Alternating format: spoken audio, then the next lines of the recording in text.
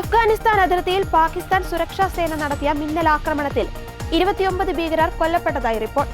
പാകിസ്ഥാനിലെ TTP തീവ്രവാദികളെ ലക്ഷ്യമിട്ടാണ് സൈന്യം നീക്കം നടത്തിയത്. ഞായറാഴ്ച നടത്തിയ ഇന്റലിജൻസ് അധിഷ്ഠിത ഓപ്പറേഷനിലൂടെയാണ് ഭീകരരുടെ ഒളിത്താവളങ്ങൾ തകർത്തതെന്ന് പാക് അധികൃതർ അറിയിച്ചു. അതിർത്തി മേഖലയിൽ നടത്തിയ രഹസ്യ വിവരങ്ങളുടെ അടിസ്ഥാനത്തിലുള്ള ഓപ്പറേഷനു പിന്നാലെ ഭീകരരുടെ ഒളിത്താവളങ്ങളെ ലക്ഷ്യമാക്കി വ്യോമാക്രമണങ്ങളും കരയാക്രമണങ്ങളും ഉൾപ്പെടെയുള്ള നടപടികൾ സ്വീകരിച്ച് പാകിസ്ഥാൻ സേന. Pakistan information minister Attaullah Tarar social media പ്ലാറ്റ്ഫോമായ X വഴി ഔദ്യോഗികമായി ഈ വിവരം പങ്കുവച്ചത്. രാജ്യവ്യാപകമായി വർദ്ധിച്ചുവരുന്ന ഭീകരാക്രമണങ്ങൾക്ക് മറുപടിയായാണ് ഈ നടപടിയെന്ന് അദ്ദേഹം വ്യക്തമാക്കി. പാകിസ്ഥാന്റെ വിവിധ ഭാഗങ്ങളിൽ സമീപകാലത്തായി ഭീകരർ നടത്തുന്ന ആക്രമണങ്ങൾ വലിയ സുരക്ഷാ വെല്ലുവിളിയാണ് ഉയർത്തുന്നത്. ഇതിന് പിന്നിൽ TTP ഭീകരരാണെന്നാണ് പാക് സർക്കാരിന്റെ നിലപാട്. അഫ്ഗാൻ അതിർത്തി കേന്ദ്രീകരിച്ച് പ്രവർത്തിക്കുന്ന ഈ സംഘം പാകിസ്ഥാന്റെ സുരക്ഷാ സംവിധാനങ്ങളെ നിരന്തരം ആക്രമിക്കുന്നതായി റിപ്പോർട്ടുകളുണ്ട്.